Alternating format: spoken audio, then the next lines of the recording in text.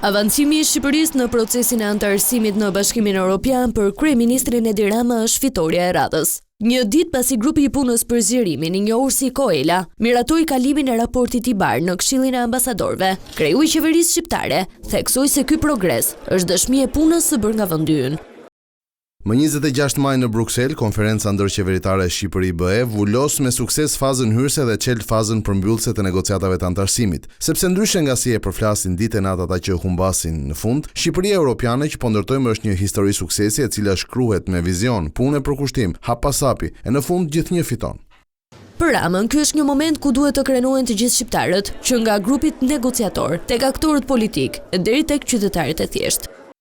Kjo është një tjetër ditë krenarie për Shqipërinë, për skuadrën tonë të madhe, për të gjitha repartet e saj në çdo pjesë të fushës së përgjegjësive publike, për shumicën parlamentare, për qeverinë, për institucionet e pavarura, e sigurisht për ata që i përfaqësojnë ato në tryezën e negociatave për Shqipërinë 2030 në BE.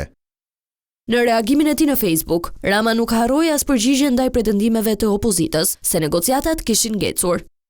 Than negociatat u bllokuan, than Shqipëria u ndëshkua, than Europa u zgjua dhe narkoregjimi u zbulua. U lëshuan rrugëve me molotov për ta djegur Shqipërinë në sytë të huajve. U lëshuan nëpër Europë me thas balte e llumi për të zhgaravitur Shqipërinë në sytë të huajve. U gënjyen si gjithnjë nga mendja e tyre dhe gënjyen edhe ata gjithnjë më të pakt që shkojnë me atë mendje. Humbën përsëri dhe Shqipëria fitoi përsëri.